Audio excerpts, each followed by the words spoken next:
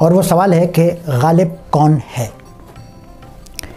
غالب کون ہے سے فوراً ظاہر ہے کہ آپ کے ذہن میں بھی غالب کا وہ معروف شعر آتا ہے، پوچھتے ہیں وہ کہ غالب کون ہے، پوچھتے ہیں وہ کہ غالب کون ہے، کوئی بتلاؤ کہ ہم بتلائیں کیا، کوئی بتلاؤ کہ ہم بتلائیں کیا۔ پوچھتے ہیں وہ پوچھتے ہیں جنہیں اپنی خبر نہیں، جنہیں اپنا پتہ نہیں، اور انہیں فکر کس کی کھائی جا رہی ہے؟ غالب کی۔ غالب کون ہے؟ اور ادھر حال یہ ہے کہ اقبال بھی اقبال سے آگاہ نہیں ہے۔ غالب کو کیا پتہ کہ وہ کون ہے، مگر غالب جانتا بھی ہے، غالب دعویٰ بھی کرتا ہے مختلف اشعار میں اپنی بڑائی کا، اپنی اہمیت کا۔ پوچھتے ہیں وہ کہ غالب کون ہے، غالب کون ہے، یہ ہمارا آج کا موضوع۔ لیکن مسئلہ یہ درپیش ہے کہ عین اسی پر ایک پوری کتاب موجود ہے، غالب کون، ہمارے عہد کے نقطہ رس نقاد جناب سلیم احمد کی۔ تو موضوع پر گفتگو کرتے ہوئے یہ خیال گزرتا ہے، یہ احتمال ہوتا ہے کہ ہماری گفتگو کا رخ اس راستے پر نہ ہو جائے جو راستہ کہ سلیم احمد نے اختیار کیا۔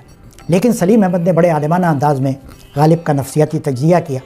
ظاہر ہے کہ وہ ہماری آج کی اس ہلکی پھلکی نشست میں کارآمد نہیں ہے۔ تو آج کی ہماری گفتگو نہ اس کتاب پر کوئی تبصرہ ہے، نہ اس کے حوالے سے کوئی بات ہے۔ اچھا، غالب کون ہے کا فوری سوال، فوری جواب اگر ہم کسی سے چاہیں، ادب کے کسی عام طالب علم سے بھی، تو وہ کہے گا کہ غالب ایک شاعر، غالب ایک شاعر۔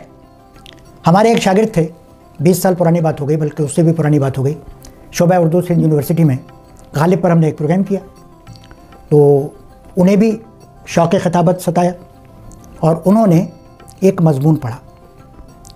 اچھا، مضمون میں جو اہم ترین نقطہ تھا وہ یہ تھا، یعنی لب لباب نچوڑ، کہ غالب کی عظمت کا اندازہ آپ اس بات سے لگائیں کہ غالب کا کلام کورس میں شامل ہے۔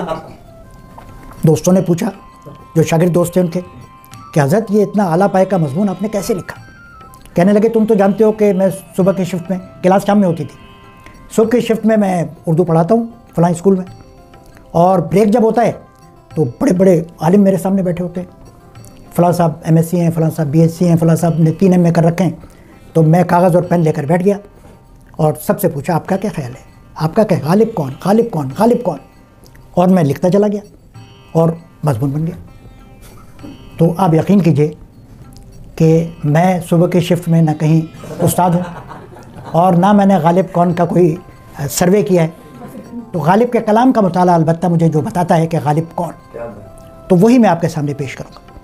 بہرحال سب لوگ جو بات سب سے پہلے کہیں گے غالب کے حوالے سے، وہ میں بھی کہتا ہوں کہ غالب شاعر ہے، غالب دانشور ہے، مفکر ہے، مدبر ہے، غالب ایک تہذیبی انسان ہے، غالب اس ہند اسلامی تہذیب کا نمائندہ ہے جس نے کہ اپنے خد و خال متعین کیے کئی صدیوں میں، 700-800 سال میں اس بر صغیر میں جس تہذیب نے، ہند اسلامی تہذیب نے اپنے خد و خال کا تعین کیا، اس کا بہترین نمائندہ ہے غالب۔ اچھا، بہترین نمائندہ کے لیے آج کے دور کی اگر 2 اصطلاحات میں استعمال کروں، ایک اصطلاح تو ہے آئیکن کی، تو غالب ہمارے لیے ایک آئیکن کی حیثیت رکھتا ہے، کس کے لیے؟ اس تہذیب کے حوالے سے، شاعری کے حوالے سے، اپنے عہد کی دانش کے حوالے سے ہمارے لیے وہ اہم ترین شخص ہے۔ آئیکن وہ اہم ترین شخص کہ جس سے زیادہ کسی اور کو اہمیت حاصل نہ ہو، نمائندہ ہو جو۔ اچھا، ایک اور اصطلاح جو آج کل بہت استعمال ہوتی ہے وہ ہے بینچ مارک کی اصطلاح، جس کا اردو میں ہم ترجمہ کرتے ہیں حد تدریج۔ حد تدریج یعنی اعلیٰ ترین کوالٹی۔ تو ہمارے لیے بینچ مارک ہے شاعری کے حوالے سے، ہماری ادبی دانش کے حوالے سے، تخلیقی وفور کے حوالے سے، تہذیب اور تمدن کے حوالے سے ہمارے لیے ایک بینچ مارک ہے۔ یعنی ہم غالب کے عہد کے لوگوں کا بینچ مارک سے کیا جاتا ہے تقابل دوسری اشیاء کا، وہ ایک حد بن جاتی ہے ارتقاء کی، ترقی کی، اور پھر کوئی بھی شے اوپر جاتی ہے تو اس کے ساتھ اس کا تقابل کیا جاتا ہے۔ تو شاعری میں اگر کوئی آگے بڑھتا ہے ہم تقابل کرتے ہیں غالب سے، اسی طرح تہذیب میں، تمدن میں، یہاں تک کہ اردو نثر میں غالب کا ایک اور پہلو جو کہ آج ہمارے مطالعے میں شامل نہیں ہے، وہ ہے غالب کی نثر۔ ویسے غالب کون کو اگر تلاش کرنا ہو تو میرا خیال ہے کہ شاعری سے زیادہ بہترین سورس، بہترین سرچشمہ غالب کے خطوط ہیں، لیکن کیونکہ وقت ہمارے پاس محدود ہے آج ہم شاعری کا بھی پورا احاطہ نہیں کر پائیں گے، نثر کو شامل کر لیتے تو بات دور چلی جاتی۔ اچھا، غالب اپنے عہد کا نمائندہ ہو گیا، غالب بہترین شاعر ہو گیا، مفکر اور دانشور ہو گیا، لیکن اب ہمیں یہ پتہ کیسے چلے گا کہ اصل میں غالب کون ہے؟ یہ تو ہم نے سوچ لیا نا کہ غالب یہ ہے، غالب ناقدین نے جو ہمیں بتایا، اصل بات تو ہمیں خود غالب بتائے گا۔ تو غالب کو کہاں سے لائیں؟ اگرچہ غالب نے خود کہا ہے مہرباں ہو کے بلا لو مجھے چاہو جس وقت، میں گیا وقت نہیں ہوں کہ پھر آ بھی نہ سکوں۔ تو بلانے غالب کو، آئیے حضرت غالب تشریف لائیے اور ہمیں بتائیے کہ آپ ہیں کون، آپ کون ہیں، اور کیا آپ کے علاوہ بھی کوئی غالب ہے؟ کیا آپ پر بھی کوئی غالب ہے یا آپ ہی غالب ہیں؟ تو غالب کون؟ ایک تو کتاب ہو گئی سلیم احمد کی، وہ ان کی شخصیت کا نفسیاتی تجزیہ کیا گیا جس میں۔ اچھا، پھر مجھے ایک مضمون، ایسی بہت سی باتیں یاد آ جاتی ہیں، ابھی یاد آ گیا کہ غالب کے یہاں ایک بہت ہی اہم پہلو ہے غالب کی شخصیت پرستی، غالب کی خود بینی، اپنے آپ کو بڑا سمجھنا، ہم چومن دیگرے نیست، مجھ جیسا کوئی نہیں ہے، تو اس کو نام دیا جاتا ہے نرگسیت کا۔ تو غالب کی نرگسیت وہ بھی اہم چیز ہے جو ہمیں بتائے گی کہ غالب کون ہے۔ غالب ایک نرگسی انسان ہے، ایک خود پسند انسان ہے جس کو ہم مغرور بھی کہہ سکتے ہیں، لیکن یہ اور بات ہے کہ اس کے غرور کی جسٹیفیکیشن بھی ہو سکتی ہے۔ تو غالب کی نرگسیت پر اگر آپ پڑھنا چاہیں تو آپ غالب کی نرگسیت پر مطالعہ کریں، ڈاکٹر سلیم اختر کا مضمون غالب کی نرگسیت، اور کتاب ان کی دیکھیں نگاہ اور نقطے، اس میں آپ کو مضمون ملے گا۔ پھر غالب کون اگر آپ جاننا چاہیں، دیکھنا چاہیں، تو بہترین اس کے لیے آپ کو جو لوازمہ ملے گا وہ الطاف حسین حالی کی کتاب یادگار غالب، یہ سارے حوالے۔ لیکن آج ہم تو ڈائریکٹ ہو گئے نا، ہم نے تو نہ حالی کو دیکھا، نہ سلیم احمد کو دیکھا، نہ ڈاکٹر سلیم اختر کی طرف نگاہ کی، ہم نے کہا بھائی ہم غالب سے خود پوچھیں گے کہ تم ہو کون۔ تو غالب کون؟ مہرباں ہو کے بلا لو مجھے چاہو جس وقت، بلا لیا، لیکن غالب صاحب فرماتے ہیں کہ آگہی دام شنیدن جس قدر چاہے بچھائے، آگہی جی سماعت کے جال جتنے چاہے بچھائے، مدعا عنقا ہے میرے عالم تقریر کا، لیکن میں جو کچھ کہتا ہوں اس کو سمجھنا آسان نہیں ہے۔ غالب کون؟ اور غالب کہتا ہے کہ میں بتا بھی دوں تو تم کیا سمجھو گے؟ تم نہیں سمجھ سکتے، کیونکہ میرے مضمون کا، میرے خیال کا، میری گفتگو کا، شاعری کا مدعا سمجھنا ہر کس و ناقص کے بس کی بات نہیں۔ آگہی دام شنیدن جس قدر چاہے بچھائے۔ دوسری جگہ کہتے ہیں کہ ماں ہمائے گرم پروازیم فیض از ماں مجو، ماں ہمائے گرم پروازیم، ہما کا پرندہ جو کہ ناپید ہے، صرف نام ہی نام ہے، لیکن اس کے بارے میں بڑی خیال آرائیاں ہیں کہ جس پر اس کا سایہ ہو جائے وہ خوش بخت ہے، خوش قسمت ہے، بادشاہ بن جاتا ہے۔ تو ماں ہمائے گرم پروازیم، ہم وہ ہما ہیں جو گرم پرواز ہے، سرگرم پرواز ہے اور تیزی سے گزر رہا ہے، اس کی پرواز میں شدت اور تیزی اور قوت ہے۔ ماں ہمائے گرم پروازیم فیض از ماں مجو، ہم سے فیض تلاش مت کر۔ انکار ہو گیا صاحب، ہم تو پوچھنے گئے تھے کہ غالب کون، اور وہ کہہ رہے ہیں کہ مجھ سے تمہیں فیض نہیں ملے گا، میری رفتار اتنی تیز ہے۔ ماں ہمائے گرم پروازیم فیض از ماں مجو، سایہ ہم چو دودھ، دودھ وہ لطیفہ یاد کیجیے گا، دودھ بمانے دھواں، پہلے سنا چکا جی، سایہ ہم چو دودھ، میرا سایہ دھوئیں کی طرح، بالا می رود از بال ماں، بال مانے بازو یا پر، میرا سایہ دھواں بن کر اڑ جاتا ہے مجھ سے بھی اوپر، میرے بازوؤں سے بھی اوپر، تو سایہ تم پر کیسے آئے گا؟ تمہیں فیض کیسے پہنچے گا؟ تم میرے سائے میں آنا چاہتے ہو، مگر میں ایسا گرم پرواز ہوں، ہم ایسے گرم پرواز ہیں کہ ہمارا سایہ نیچے نہیں آتا، اوپر جاتا ہے۔ تو پھر اب کیا کریں؟ ہم بھی ہار ماننے والے نہیں۔ مہرباں ہو کے بلا لو مجھے چاہو جس وقت، حضرت مہربانی کیجیے، ہم جاننا چاہتے ہیں کہ آپ کون ہیں، غالب کون ہے؟ سب سے اوپر غالب کی فکر، مفکر ہے، فلسفی ہے، لیکن فلسفی ہمارے یہاں دو ہیں معروف فلسفی شاعری میں، ایک تو ہو گئے اقبال اور دوسرے ہیں غالب۔ تو اقبال کا فلسفہ غالب کے فلسفے سے بالکل آسان لفظوں میں اگر آپ ممیز کرنا چاہیں تو سوچتے دونوں ہیں، کائنات پر غور و فکر کے بغیر تو فلسفہ ممکن نہیں، تدبر اور تفکر کا حق ادا نہیں ہو سکتا۔ لیکن اقبال کو ہم دیکھتے ہیں کہ اقبال کا فلسفہ ایک مربوط صورت میں ہے، اقبال فلسفے کا ایک پورا نظام دیتا ہے، اس کے یہاں بکھرے ہوئے نکات نہیں، جو بکھرے ہوئے ہیں وہ بھی ایک دوسرے سے جڑے ہوئے ہیں، لیکن غالب سوچتے ہیں، ہر چیز پر غور کرتے ہیں اور ایک نیا زاویہ نظر ہم کو دیتے ہیں۔ تو غالب مفکر ہیں مگر غالب نے کوئی مفکرانہ نظام وضع نہیں کیا، یہ فرق ہے غالب اور اقبال کی فکر میں۔ لیکن اس سے غالب کی اہمیت کم نہیں ہوتی، کیونکہ جو اول ہوتا ہے، جو پہلے آتا ہے کسی میدان میں، کسی شعبے میں، اس کی حیثیت مسلم ہوتی ہے۔ اور خود اقبال بھی جب اعتراف کر چکے غالب کا، تو پھر ہمیں یہ ماننا پڑے گا کہ غالب کے نقش قدم نے اقبال کو راستہ دکھایا۔ تو غالب تفکر پسند ہے، اور تفکر کے لیے غالب تماشا کرتا ہے۔ تماشا وہ کھیل تماشا نہیں، بلکہ مشاہدہ، غور و فکر، اس کائنات کو دیکھنا، اس کی اشیاء کا مطالعہ کرنا۔ بخشے ہے جلوہ گل ذوق تماشا غالب، بخشے ہے جلوہ گل ذوق تماشا غالب، چشم کو چاہیے ہر رنگ میں واہ ہو جانا۔ بخشے ہے جلوہ گل، گل کا مشاہدہ، گل کا جلوہ دیکھنا۔ اچھا، یہ گل مجھے اب کہنے کی ضرورت نہیں کہ یہ صرف پھول نہیں ہے، یہ پھول کے علاوہ بھی بہت کچھ ہے۔ بخشے ہے جلوہ گل ذوق تماشا غالب، پھولوں کو دیکھنا ہمیں ایک ذوق عطا کرتا ہے جو کہ ذوق تماشا ہے۔ چشم کو چاہیے ہر رنگ میں واہ ہو جانا، اس پوری کائنات میں ہر طرف گل ہی گل ہیں، پھول ہی پھول ہیں، اور انہیں دیکھنا لازم ہے، ان پھولوں کا مشاہدہ لازم ہے، ضروری ہے۔ تو بخشے ہے جلوہ گل ذوق تماشا غالب۔ جزاک اللہ۔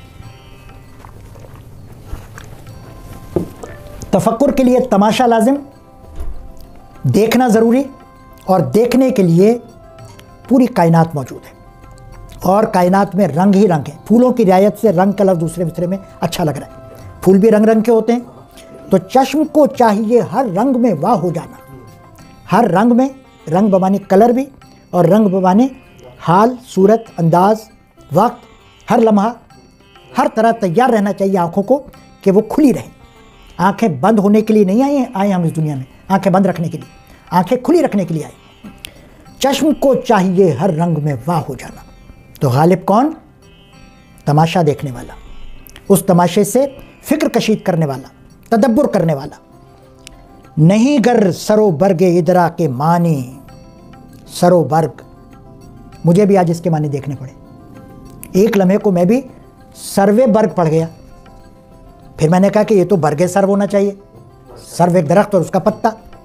پھر ڈکشنری دیکھی، جس جگہ بھی لغات ہوتی ہے مرد کا اعتبار ہوتی ہے،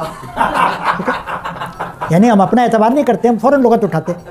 تو سرو برگ بمانے سامان، ایک دم کھل گیا، شعر واضح ہو گیا۔ نہیں گر سرو برگ ادراک کے معنی، اگر تمہارے پاس معنی کے ادراک کا فہم نہیں ہے، سمجھ نہیں ہے، سامان نہیں ہے، تمہیں قدرت نے وہ صلاحیت عطا نہیں کی، یا تم نے خود اپنے اندر وہ صلاحیت پیدا نہیں کی کہ اس کائنات کو بامانی بنا کر دیکھ سکو، اس کائنات کے مشاہدہ کر سکو، اس کائنات کی چھپی ہوئی حقیقتوں کو جان سکو، اگر نہیں رکھتے وہ آنکھ، تماشائے نئے رنگ صورت سلامت، کوئی بات نہیں، اگر معنی تک نہیں جا سکتے تو صورت تک رہو، مگر آنکھ بند نہیں کرنی ہے، آنکھ کھلی رکھنی ہے۔ یہ کوئی عذر نہیں ہے کہ میں دیکھتا تو ہوں مگر گہرائی میں میری نظر نہیں جاتی، میں دیکھتا تو ہوں مگر پس پردہ کا مشاہدہ نہیں کر پاتا، نہیں، جہاں تک دیکھ سکتے ہو دیکھو، ٹھیک ہے، دیکھتے دیکھتے دیکھنا آ جائے گا۔ تماشائے نئے رنگ صورت سلامت، اور پھر حسد سے دل اگر افسردہ ہے گھر میں تماشا ہو۔ حسد بہت بڑی بیماری ہے ہماری، حسد سے دل اگر افسردہ ہے گھر میں تماشا ہو، کہ چشمے تنگ شاید کثرت نظارہ سے واہ ہو۔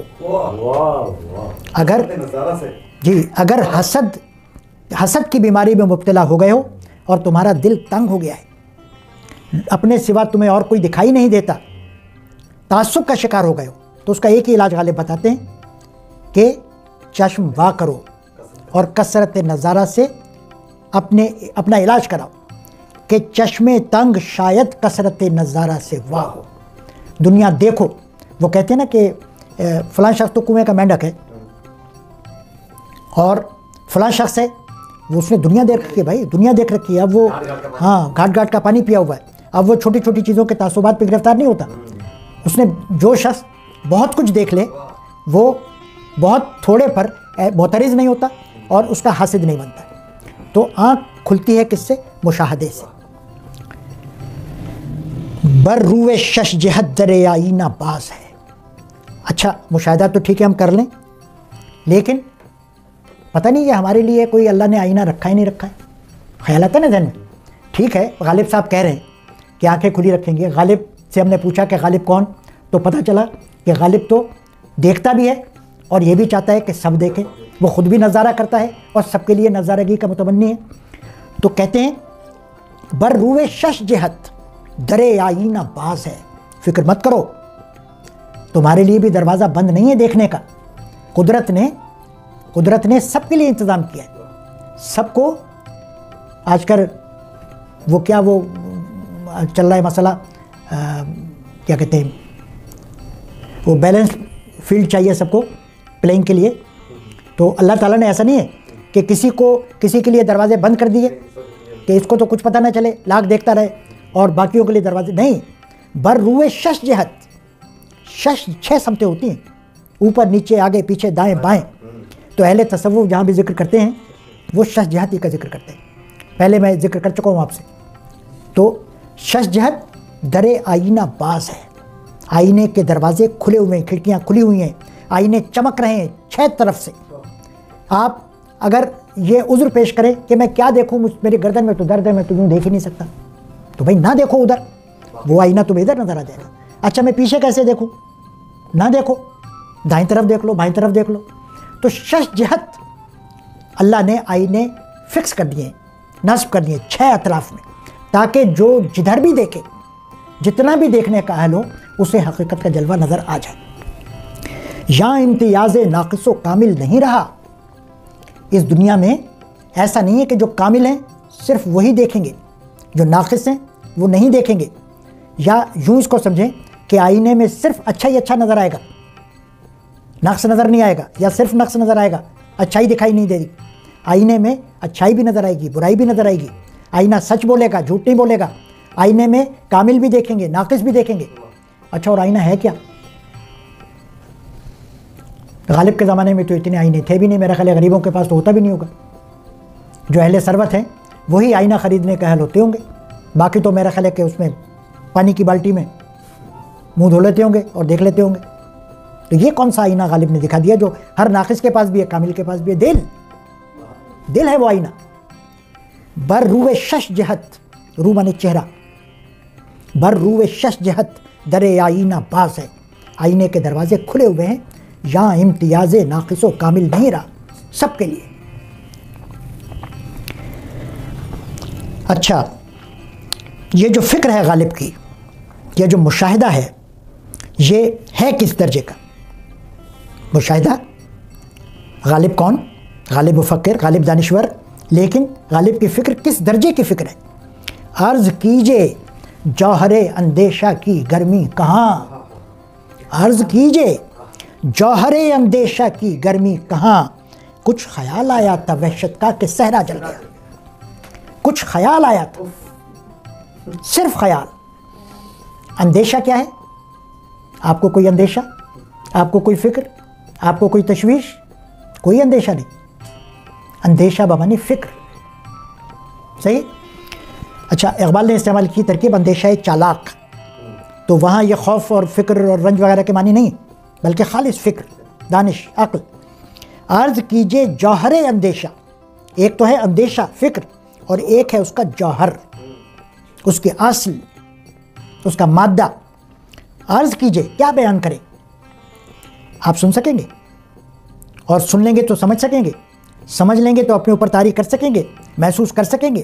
تو عرض کیجئے جوہر اندیشہ کی گرمی، صرف جوہر اندیشہ نہیں، اس کی گرمی، جوہر کے ایک معنی ایٹم کے بھی ہیں، جوہری طاقت ہیں ہم اللہ کے فضل سے، اور جوہر کی گرمی کا مشاہدہ آپ کہاں کر چکے؟ چاغی میں کر چکے، اور پہلے انسانیت نے اس کا مشاہدہ کیا جاپان میں، ہیروشیما اور ناگاساکی میں۔ تو اس کی گرمی، لیکن غالب کے دور میں یہ ایٹم بم تو نہیں تھے، مگر جوہر اندیشہ تو تھا، یہ ایٹم تو تھا جو ہمارے پاس بھی ہے، لیکن ہم اس کی گرمی کو سمجھتے نہیں۔ اگر سمجھ جائیں تو اسے کام میں بھی لا سکتے ہیں۔ عرض کیجئے جوہر اندیشہ کی گرمی کہاں، کچھ خیال آیا تھا، فکر کی تھی کہ صحرا میں جائیں گے اور مارے بارے پھریں گے، مجنوں کے نقش قدم تلاش کریں گے۔ کچھ خیال آیا تھا وحشت کا کہ صحرا جل گیا، چاغی جل گیا ایٹمی دھماکے سے، اور جی، اور 150 سال پہلے صحرا جل گیا۔ کچھ خیال آیا تھا وحشت کا، جی، ابھی تجربہ نہیں ہوا، ابھی لیب میں، کچھ خیال آیا تھا وحشت کا کہ صحرا جل گیا۔ غالب کون ہے بھائی؟ آپ آشنا ہے موت کی حقیقت سے، آپ آشنا ہے زندگی کی حقیقت سے، آپ آشنا راہ فنا ہیں۔ نظر میں ہے ہماری جادۂ راہ فنا غالب، نظر میں ہے ہماری جادۂ راہ فنا غالب، کہ یہ شیرازہ ہے عالم کے اجزائے پریشاں کا، کہ یہ شیرازہ ہے عالم کے اجزائے پریشاں کا۔ کتاب کھول کے دیکھیے آپ، اس میں آپ کو تاگے نظر آئیں گے جن سے سلائی کی گئی ہے، صفحات کو جوڑا گیا ہے۔ تو وہ جو دھاگا ہوتا ہے جس سے صفحات کو جوڑا جاتا ہے وہ ہے شیرازہ، ٹھیک ہے، یعنی بائنڈنگ فورس، اس کے ذریعے اس کو جوڑ دیا جاتا ہے۔ نظر میں ہے ہماری جادۂ راہ فنا غالب، موت کا راستہ ہماری نظر میں ہے، فنا کی راہ ہماری نظر میں ہے۔ راستہ لمبی لکیر، ایک پٹی، ٹھیک ہے، اور دوسری طرف ہے شیرازہ، شیرازہ بھی ایک دھاگا ہے، بہت بلندی سے آپ دیکھیے راستے کو تو وہ بھی ایک دھاگا ہی نظر آئے گا آپ کو، کہ یہ شیرازہ ہے عالم کے اجزائے پریشاں کا۔ موت کیا ہے؟ یہ فنا کیا ہے؟ یہ جوڑتی ہے، کس کو جوڑتی ہے؟ عالم کے اجزائے پریشاں کو یکجا کرتی ہے۔ تو یہ ہے غالب کا تصور فنا، تصور موت، کہ موت توڑتی نہیں ہے، موت جوڑتی ہے، اجزائے پریشاں کو یکجا کرتی ہے۔ نظر میں ہے ہماری جادۂ راہ فنا غالب، کہ یہ شیرازہ ہے عالم کے اجزائے پریشاں کا۔ یہ راستہ فنا کا، موت کا راستہ، اس پر سب چلتے ہوئے آتے ہیں اور ایک راستے کے راہی ہو جاتے ہیں سب، صرف انسان، پرندے، جاندار، مادی اور غیر مادی اشیاء، سب کو فنا ہونا ہے نا۔ تو یہ راستہ سب کو جوڑ دیتا ہے، یعنی ایک لائن میں لگا دیتا ہے۔ موت وہ راستہ ہے جو سب کو ایک لائن میں لگا دیتا ہے۔ تھا زندگی میں مرگ کا کھٹکا لگا ہوا، تھا زندگی میں مرگ کا کھٹکا لگا ہوا، اڑنے سے پیشتر بھی میرا رنگ زرد تھا۔ رنگ کب زرد ہوتا ہے؟ خوف سے، موت کا خوف، جی۔ ایک تو موت جب سر پر آئی تو اس وقت رنگ زرد ہوا، سب کا ہوتا ہے، لیکن میں پہلے سے ہی، کس وجہ سے؟ موت سے پہلے مرا ہوا تھا، حالات زمانہ، تفکرات، رنج، پریشانیاں۔ تھا زندگی میں مرگ کا کھٹکا لگا ہوا، زندگی ایسے گزاری کہ ہر قدم پر موت دکھائی دیتی رہی۔ تھا زندگی میں مرگ کا کھٹکا لگا ہوا، اڑنے سے پیشتر بھی میرا رنگ زرد تھا۔ جب موت آئی تو اس نے دیکھا کہ ارے یہ تو مرا ہوا ہے، موت نے بھی دیکھ کر کہا کہ یہ تو مرا ہوا ہے۔ اچھا، غالب ویسے ہے کون؟ کچھ آ رہا ہے سمجھ میں؟ ایک تو ہمیں پتہ چلا کہ بھئی مفکر ہے، اور فکر کی بھی مختلف جہتیں بھی سامنے آتی جائیں گی، زندگی اور موت کے حوالے سے بھی خیال آرائی کی ہے۔ اچھا، غالب کے حوالے سے میں نے ابھی کہا تھا کہ غالب خود پسند بھی ہے، لیکن اس کی خود پسندی خودداری کی ایک شکل ہے، غیرت کی ایک شکل ہے۔ بندگی میں بھی وہ آزادہ و خود بھی ہیں کہ ہم بندے ہیں۔ بندے کا کام کیا ہے؟ یس سر، ہر بات پہ جی جناب، جی حضور، آیا جناب، جیسا آپ کا حکم، جو آپ کہیں، جو تیرا حکم، جو تیری رضا، جو تو چاہے. یہی ہے بندگی، فرما برداری. بندگی میں بھی بندے تو ہیں، لیکن اس میں بھی وہ آزادہ و خود بھی ہیں کہ وہ آزادہ و خود بھی. بندگی، بندہ یعنی غلام، ہم غلامی میں بھی اتنے آزاد ہیں، ایسے آزاد ہیں اور ایسے خود بھی ہیں، مغرور ہیں، خود پسند ہیں کہ الٹے پھر آئے در کعبہ اگر وا نہ ہوا. در کعبہ پر گئے، دروازہ بند تھا، اور کعبے کا دروازہ ہر وقت کھلا نہیں رہتا. در کعبہ بند دیکھا، نہ دستک دی، نہ انتظار کیا، نہ کسی سے کہا، نہ سفارش کی، الٹے پھر آئے در کعبہ اگر وا نہ ہوا. کیونکہ دستک دینا، سفارش کرنا، کسی سے کہلوانا، انتظار کرنا ہماری شان کے خلاف تھا. الٹے پھر آئے. لیکن مولانا غلام رسول مہر نے اس میں ایک باریک نفیس نقطہ یہ نکالا ہے کہ بندگی کا تقاضا کچھ اور بھی ہے، وفاداری بھی ہے. تو الٹے پھر آئے، لیکن ایسا نہیں کہ کہیں اور چلے گئے، کہیں اور نہیں گئے، جانا نہیں ہے، ٹھیک ہے. الٹے پھر آئے، ایسا نہیں کہ کنشت کا دروازہ کھٹکھٹا دیا، مندر کا دروازہ بجا دیا، کہیں اور چلے گئے. جی، الٹے پھر آئے در کعبہ اگر وا نہ ہوا. الٹے پھر آئے در کعبہ اگر وا نہ ہوا. ہاں اہل طلب کون سنے تانائے نایافت. ہاں اہل طلب کون سنے تانائے نایافت. غالب کون؟ خوددار، جس کو تانا برداشت نہیں ہے. ہاں اہل طلب کون سنے تانائے نایافت. دیکھا کہ وہ ملتا نہیں، اپنے ہی کو کھوائے. دیکھا کہ وہ ملتا نہیں، اپنے ہی کو کھوائے. اگر یوں ہی واپس آ جاتے، لوگ تانے دیتے، ہاں بھائی گئے تھے نا، ملا، دیکھو نہیں ملا، ٹھیک ہے. ہر ایک دوسرے سے کہتا یہ ہے وہ غالب، گئے تھے ملنے، تلاش کرنے گئے تھے، ایسے ہی آ گئے، کچھ بھی نہیں ملا. تو یہ تانے سننے سے بہتر ہم نے کیا سمجھا؟ اپنے ہی کو کھوائے. کسی کو تلاش کرنے گئے تھے، وہ نہیں ملا، تو دیکھا کہ وہ ملتا نہیں، اپنے ہی کو کھوائے. تو غالب خوددار، غالب خود پسند، غالب بندگی میں بھی آزادہ و خود بھی. اور غالب کون؟ غالب تمنا کی وسعتوں کا آدمی، غالب بڑی تمناؤں کا شخص، غالب فراخ حوصلگی رکھنے والا انسان، غالب شرافت نفس کا حامل انسان. غالب کون؟ دونوں جہان دے کے وہ سمجھے یہ خوش رہا. دونوں جہان دے کے وہ سمجھے یہ خوش رہا. یہاں پڑی یہ شرم کے تکرار کیا کرے. دونوں جہان دے کے، جی دونوں جہان ہم کو دے دیے نا. ہم یہ دنیا بھی بنا سکتے ہیں، ہے نا اختیار میں. اور کیا کچھ کر رہا ہے انسان، اس دنیا کو مسخر کر دیا ہمارے لیے. یہ دنیا بھی ہم اپنا سکتے ہیں، اس کو اپنے قابو میں لا سکتے ہیں، اپنی گرفت میں لا سکتے ہیں، اور آخرت بھی بنا سکتے ہیں. دونوں چیزیں ہمارے اختیار میں ہیں. دونوں جہان دیکھ کے وہ سمجھا، وہ سمجھے یہ خوش رہا. یہاں آ پڑی یہ شرم کہ تکرار کیا کرے. کیا مانگے اور کیا مانگے. دینے والے نے ہمارے حوصلے کو نہیں دیکھا، دینے والے نے ہماری تمناؤں کی وسعتوں کو نہیں جانچا. اس نے بہت کرم کیا، ہم اس کے شرمندہ احسان ہیں.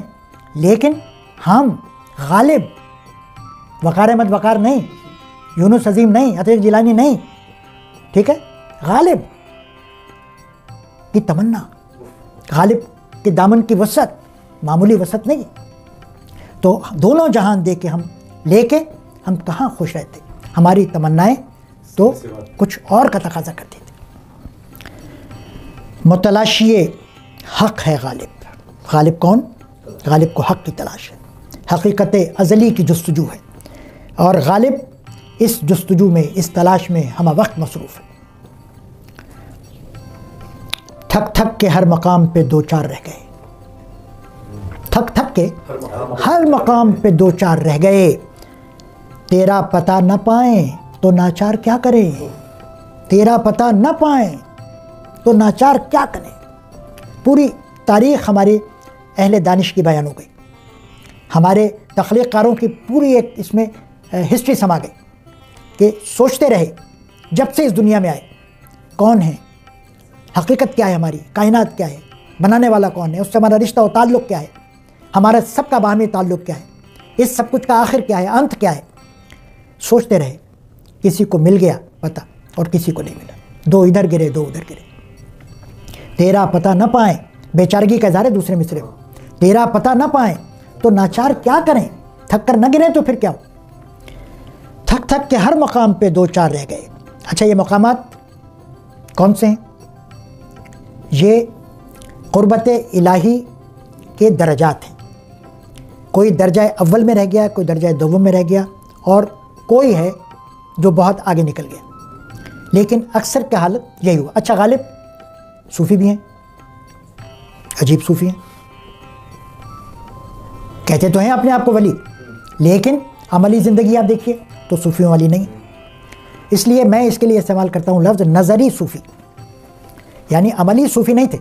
عملی تصوف کی اگر مثال دیکھنی ہو تو خواجہ میر درد ہیں، وہ عملاً تصوف پر عامل تھے، وہ عامل تھے تصوف پر، لیکن غالب نظری صوفی تھے. ہمارے یہاں جو اہل دانش ہوتے ہیں، جینیس لوگ ہوتے ہیں، بڑے دماغ کے لوگ ہوتے ہیں، وہ کسی بھی شعبے میں داخل ہوں، چاہے وہ اس سے انہیں دلچسپی ہو یا نہ ہو، عملاً وہ اس کے لیے قبولیت رکھتے ہوں نہ رکھتے ہوں، لیکن معلومات بہت جمع ہو جاتی ہیں ان کے پاس. آپ ان سے وہ ہوں گے اردو کے استاد، بات آپ ان سے کریں میڈیکل سائنس پہ، وہ رواں ہو جائیں گے. ٹھیک ہے، 2 گھنٹے آپ کو لیکچر دے دیں گے. آپ ان سے معیشت پہ بات کر لیں، سیاست پہ بات کر لیں، لیکن ہم یہ نہیں کہہ سکتے کہ معیشت ان کا اصل موضوع ہے، ماہر معاشیات ہیں یا طب کے ماہر ہیں. تو غالب بھی کیونکہ بڑا دماغ تھا، ایک جینیس تھا، لہٰذا اپنے مطالعے کی بنیاد پر علم تصوف گویا گھول کے پی لیا تھا. پہلے ایک نشست میں آپ سے عرض کر چکا ہوں کہ غمگین نام کے ایک معروف شاعر تھے، غالب سے سینئر اور میر سے جونیئر. تو وہ تھے ادھر جنوبی ہندوستان میں اور دلی سے ہجرت کر کے آئے تھے. غمگین سے غالب نے فرمائش کی تھی کہ مجھے آپ تصوف سمجھائیے. تو غمگین نے، روایت یہ ہے کہ تقریباً 1800 رباعیات غالب کو تصوف سمجھانے کے لیے لکھ کر دی تھی. تو غالب نے مطلب باقاعدہ کوشش سے، کاوش سے تصوف کا علم سیکھا. یہ مسائل تصوف، یہ تیرا بیان غالب، یہ مسائل تصوف، یہ تیرا بیان غالب. کاتب بڑی غلطیاں کرتے ہیں، ٹھیک ہے، اگر کہیں بیان لکھا ہوا دیکھیں تو یقین مت کیجیے گا، بیان ہے لفظ، صحیح ہے. یہ مسائل تصوف، یہ تیرا بیان غالب. یہ لطیفہ ہے ان کا اپنے پروفیسر عنایت علی خان صاحب کا. انہوں نے ایک پیروڈی غالب کی تھی اس غزل کی، اور اس میں بنیان نہیں باندھا تھا. ہاں، اور اس میں جناب اس میں اگر عید پر نہ دھلتی تو یہ اور خوار ہوتی، اس طرح کر کے اس کا انہوں نے پشتو انداز میں اس غزل کو انہوں نے پڑھا تھا. تو یہ مسائل تصوف، یہ تیرا بیان غالب. غالب کا بیان کی تعریف ہے. انداز بیان ایسا ہے کہ یوں معلوم ہوتا ہے، گمان گزرتا ہے کہ کوئی اہل حال ہے جو اپنی کیفیات کو نظم کر رہا ہے، اپنی کیفیات بیان کر رہا ہے. تجھے ہم ولی سمجھتے جو نہ بادہ خوار ہوتا. کلاس میں شعر پڑھا تو پیچھے سے آواز آئی زیادہ خوار ہوتا. تجھے ہم ولی سمجھتے جو نہ بادہ خوار ہوتا. اگر شراب نہ پیتا، شرابی نہ ہوتا تو ہم تجھے ولی سمجھ لیتے. حال ہی نے روایت نقل کی ہے کہ بہادر شاہ ظفر کو یہ شعر کے سامنے، یہ شعر غالب نے پڑھا تو بہادر شاہ ظفر نے کہا کہ آپ شراب نہ بھی پیتے تو بھی ہم آپ کو ولی نہیں سمجھتے. تو غالب نے برجستہ جواب دیا، حضرت آپ یہ اس وجہ سے کہہ رہے ہیں تاکہ میں اپنی ولایت پہ مغرور نہ ہو جاؤں. ہوں تو میں ولی، لیکن آپ اس لیے کہہ رہے ہیں کہ تاکہ میں مغرور نہ ہو جاؤں. تجھے ہم ولی سمجھتے جو نہ بادہ خوار ہوتا. تو غالب نے مسائل تصوف پر لکھا ہے ایک نظری صوفی کے لحاظ سے. جیسے ایک آدھ شعر دیکھ لیجئے. تو قطرہ اپنا بھی حقیقت میں ہے دریا لیکن، قطرہ اپنا بھی حقیقت میں ہے دریا لیکن، دریا یہ اپنا والا دریا نہیں، سمندر. ہمارا قطرہ بھی اہل تصوف کے نزدیک ہم ایک سمندر کے مقابل قطرہ ہیں. سمندر کون ہے؟ ذات الہی، حقیقت ازلی، اور جتنی مخلوقات ہیں وہ سب اس کی کثرت ہیں، اس کے قطرے ہیں. تو ہم ایک قطرہ ہیں، لیکن حقیقت میں ہم کیا ہیں؟ ہم بھی دریا ہیں. قطرہ اپنا بھی حقیقت میں ہے دریا لیکن، ہم کو تقلید تنک ظرفی منصور نہیں. ہم جانتے ہیں ہم پر یہ بات منکشف ہو چکی ہے کہ بظاہر ہماری حیثیت قطرہ ہے، لیکن ہماری اصل کیا ہے؟ سمندر. یہ بات ہم جان چکے ہیں، اور یہی بات منصور کو بھی پتہ چل گئی تھی. منصور کو یا حسین کو، کیونکہ منصور باپ کا نام تھا، حسین بن منصور. تو حسین بن منصور کو بھی یہ بات پتہ چل گئی تھی، مگر کیونکہ اس کا ظرف کم تھا، تنک ظرف، تنک مانے ذرا، تھوڑا سا، وہ تنک ظرف تھا، اس سے برداشت نہیں ہوا، اس نے اعلان کر دیا. لیکن ہم کو تقلید تنک ظرفی منصور نہیں، ہم اس کی تقلید نہیں کریں گے. ہم بھی راز پا گئے ہیں، ہم بھی حقیقت تک پہنچ گئے کہ ہم قطرہ نہیں ہیں، ہم سمندر ہیں، لیکن ہم بتائیں گے نہیں کسی کو. ٹھیک ہے؟ سچے صوفی ہوتے تو اتنا بھی نہ کہتے، کہہ دیا نا، نہیں کہا مگر کہہ دیا. قطرہ اپنا بھی حقیقت میں ہے دریا، لیکن ہم کو تقلید تنک ظرفی منصور نہیں، اور دل ہر قطرہ ہے ساز انل بحر.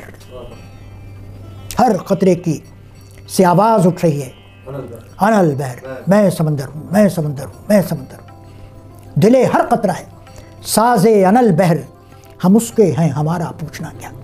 یہ شعر بھی پہلے کسی گفتگو میں ہم زیر بحث لا چکے. غالب کون؟ پتہ نہیں چل رہا بھائی غالب کون. وقار صاحب کون آج آپ نے کیا موضوع دے دیا؟ غالب کون؟ پتہ ہی نہیں چل رہا ہے. کبھی صوفی نظر آ رہے ہیں ہمیں، اور اچھا ابھی کچھ اور رنگ بھی ہیں غالب کا. جی تو غالب رہین عشق و مبتلائے الفت ہستی، یہ عنوانات میں نے قائم کیا اپنے طور پر، صحیح یا غلط. غالب مبتلائے عشق بھی ہیں اور الفت ہستی میں بھی مبتلا ہیں. سراپا رہن عشق و مبتلائے الفت ہستی، رہن رکھنا، گروی رکھنا، کوئی شے کسی کے پاس رکھ دینا کہ جب میرے پاس ہمت ہوگی، میری جیب اجازت دے گی تو میں یہ اپنی چیز واپس لے لوں گا. تو سراپا رہن عشق، ہم کیا ہیں؟ سر سے پیر تک عشق کے پاس گروی ہیں. ہماری جانیں، ہماری روح اور ہماری سوچ، فکر، احساسات، جذبات سب قید ہو گئے ہیں. اور قید کرنے والا کون ہے؟ عشق. رہن رکھنے والا کون ہے؟ عشق. ہم رہین عشق. سراپا رہن عشق و مبتلائے الفت ہستی، دو چیزیں ہیں. ایک طرف ہمیں عشق نے قید کیا ہوا ہے، اور دوسری طرف ہم خود کس شے میں مبتلا ہیں؟ خود ہماری توجہ کدھر ہے؟ ہستی کی طرف ہے. دنیا ہمیں کھینچتی ہے، دنیا کے رنگ ہمیں کھینچتے ہیں. ہستی، یہ دنیا، یہ عالم، اس کی رنگینیاں، اس کی چہل پہل، یہ ہمیں اپنی طرف بلاتی ہے، ہمیں اپنے گرفت میں لینے کی کوشش کرتی ہے. دو چیزیں ہو گئی. سراپا رہن عشق و مبتلائے الفت ہستی، عبادت برق کی کرتا ہوں اور افسوس حاصل کا. عبادت برق کی کرتا ہوں، کس کے آگے سجدہ ریز ہوں؟ کس کو مانتا ہوں؟ کس کی بندگی کرتا ہوں؟ بجلی کی. اور بجلی کا کام جلانا، اور جب وہ جلا دیتی ہے تو پھر افسوس کس بات کا؟ نہیں نا. تو عشق بھی ایک بجلی ہے، عشق بھی ایک شعلہ ہے جس کی میں عبادت کرتا ہوں، جس کی میں بندگی کرتا ہوں. تو اگر یہ عشق میری دوسری تمنا کو، جس کو الفت ہستی کا نام دیا ہے، اسے نابود کر دے، اسے جلا دے، خاکستر کر دے، تو افسوس کس بات کا؟ میں دو کام کرتا ہوں جو ضد ہیں ایک دوسرے کی. ایک تو میں اپنے آپ کو حوالے کر بیٹھا ہوں عشق کے پاس، خود کو میں نے گروی رکھ دیا، خود رہین عشق ہو گیا. لیکن صرف اسی کا ہو کر نہیں رہا، بلکہ میں دنیا کی طرف بھی دیکھتا ہوں، میں الفت ہستی میں بھی مبتلا ہوں. تو اب اگر وہ عشق اپنی شعلگی سے خاکستر کر دے، جلا کر بھسم کر دے اس دنیا کو کہ میں جس کی چاہت میں مبتلا ہوں، تو مجھے افسوس نہیں کرنا چاہیے. مگر کیا ہے؟ میں ایسا ہی کرتا ہوں. اچھا غالب اکثر جگہوں پر جب میں کہتے ہیں یا اپنی بات کرتے ہیں، ذرا سا ہم غور کریں تو غالب کی، صرف غالب کی اپنی بات نہیں، آدمی کی بات کر رہے ہیں. غالب ہم سب کا یہی حال، دو کشتیوں میں سوار ہونا چاہتے ہیں. عبادت برق کی کرتا ہوں، اس کی پرستش کرتا ہوں، اور جس کی پرستش کی جائے تو پھر اس کے سامنے اپنی مرضی نہیں چلتی نا. تو برق کی مرضی چلے گی. جب ہم برق کے آگے، بجلی کے آگے، شعلے کے آگے سر جھکا رہے ہیں، تو شعلہ جو چاہے ہمارے ساتھ کرے، ہم کہیں بسم اللہ. اچھا اوپر ہم نے بات کی غالب کے تصور فنا اور موت کے حوالے سے. تو ایک آدھ شعر اور آ گیا کہ یک نظر بیش نہیں فرصت ہستی غافل. یک نظر بیش نہیں، ایک نظر، اس سے بیش نہیں، زیادہ نہیں، ایک نظر کے بعد. ایک نظر کتنی دیر کی ہوتی ہے؟ سیکنڈ، بعض دفعہ اس سے بھی کم. لیکن یہ زندگی اس سے زیادہ نہیں. یک نظر بیش نہیں فرصت ہستی غافل. اے غافل، یہ زندگی کے ہنگامے کتنی دیر کے ہیں، کتنی مدت کے ہیں، کتنی مہلت ہے تمہارے پاس؟ ایک نظر سے بھی کم. یک نظر بیش نہیں فرصت ہستی غافل. گرمی بزم ہے ایک رقص شرر ہونے تک. چنگاری نکلتی ہے اور رقص کرتی ہے، لیکن اس کا رقص کتنی دیر کا ہوتا ہے؟ جی، گرمی بزم ہے. اچھا، شرر کی رعایت سے گرمی کا لفظ، اور گرمی کے دوسرے معنی بھی ہیں. سرگرم ہونا، محفل گرم ہونا، گرمی محفل، گرمی عالم، گرمی حیات، یعنی چہل پہل، رونق. گرمی بزم ہے ایک رقص شرر ہونے تک. یہ جو گرمی بزم ہے زیادہ دیر کی نہیں، ایک رقص شرر ہونے تک کی. غم ہستی کا اسد کس سے ہو جز مرگ علاج. اور یہ جو تھوڑی سی مہلت ہے، اس کا بھی علاج اگر ہے تو کس کے پاس ہے؟ موت کے پاس. غم ہستی کا اسد کس سے ہو جز مرگ علاج. سوائے موت کے غم ہستی کا، زندگی کے غم کا علاج کسی کے پاس نہیں. شمع ہر رنگ میں جلتی ہے سحر ہونے تک. شمع ہر رنگ میں جلتی ہے سحر ہونے تک. غالب کون؟ جو فلسفہ حیات و موت کا شناسہ ہے، لیکن جو مایوسی پیدا نہیں کرتا. شمع ہر رنگ میں جلتی ہے. یہ ٹکڑا ہمیں کس طرف لے جاتا ہے؟ مایوسی کی طرف لے جاتا ہے. یہ ہمیں روشن رہنے کا اشارہ دیتا ہے کہ جتنی بھی مہلت ملی ہے، جی، تمہیں شرر بنایا گیا ہے یا تمہیں شمع بنایا گیا ہے، تمہیں جتنی مہلت ملی ہے اس مہلت میں اس ماحول کو روشن کرنا تمہارا کام. شمع ہر رنگ میں جلتی ہے سحر ہونے تک. غالب کون؟ غالب تقاضائے وجود کا آشنا ہے. یہ زندگی ہم سے کیا تقاضا کرتی ہے، یہ زندگی ہم سے کیا چاہتی ہے. ہمارا خالق، ہمیں خلق کرنے والا، ہم سے کس بات کا متقاضی ہے؟ ڈھانپا کفن نے داغ عیوب برہنگی. ڈھانپا کفن نے ڈھانپ دیا. داغ عیوب برہنگی، برہنگی کے داغوں کو چھپا دیا کفن نے. یہاں ورنہ ہر لباس میں ننگے وجود تھا. دنیا میں کیسے کیسے لباس ہم زیبتن کرتے ہیں، لیکن غالب جو کہ نگاہ رکھنے والا غالب ہے، بصیرت رکھنے والا غالب ہے، جو وجود کے تقاضوں کو سمجھنے والا غالب ہے، وہ ہمیں بتا رہا ہے کہ ہمارے یہ لباس ہماری برہنگی کو چھپاتے نہیں ہیں. برہنگی کا اور لباس کا تصور، حقیقی تصور کیا ہے؟ سورہ اعراف میں جو اللہ تعالیٰ نے فرمایا اور جس کا مفہوم میرے سامنے ہے کہ پرہیزگاری کی تمہیں راہ دکھا دی کہ سب لباسوں سے بہتر یہ لباس ہے. تو انسان کو بہت کچھ دیا اللہ تعالیٰ نے. ان نعمتوں میں ایک نعمت لباس کی بھی ہے، مگر وہ لباس یہ اونی اور سوتی اور یہ ریشمی لباس نہیں.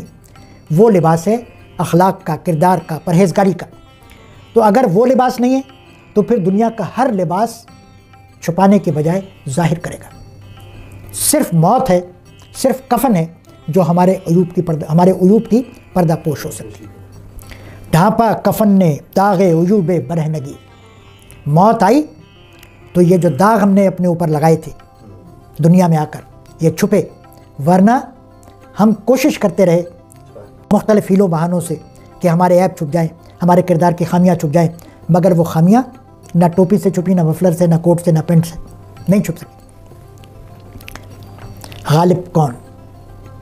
غالب رسوم و قیود سے آزاد، رسوم و قیود سے نفرت رکھنے والا، رسوم و قیود سے بھاگنے والا شخص. غالب دیش بغیر مر نہ سکا کوہ کا نسد. سرگشتہ خمار رسوم و قیود تھا. رسم و رواج کی پابندی ایک سبق کالج کی کلاسوں میں شاید آپ لوگوں نے پڑھا ہوگا. تو رسم و رواج کی پابندی کے خلاف غالب کہاں پہنچ گئے؟ وہ مضمون کس کا لکھا ہوا ہے؟ سر سید احمد خان کا. سر سید احمد خان نے عام فہم انداز میں رسم و رواج کی پابندی پر اظہار خیال کیا اور غالب کا انداز فلسفیانہ ہے. دیش بغیر مر نہ سکا کوہ کا نسد. فرحات کا واقعہ کیا قصہ یا کہانی وہ آپ کی پڑھی اور سنی ہوئی ہے کہ فرحات کو عشق ہو گیا شیریں سے، اور شیریں کو پانے کے لیے جو شرط عائد کی گئی وہ شرط یہ تھی کہ کوہ بے ستون سے کاٹ کر ایک نہر لے آؤ محل تک، شیریں کے محل تک، شیریں تمہاری۔ فرات تو فرات تھا، کیوں بھائی مانتے نہیں مانتے؟ کوہ کن جبھی تو کہتے ہیں، کن یعنی کندن کاٹنا، کوہ کاٹنے والا، تو کوہ کن اسی لیے مشہور ہوا کہ وہ نہر پہاڑ کاٹ کے نہر لے آیا اور کہا کہ کہاں ہے بے شیریں، چلو ٹھیک ہے بھائی اتنی محنت کر لی اب چلو۔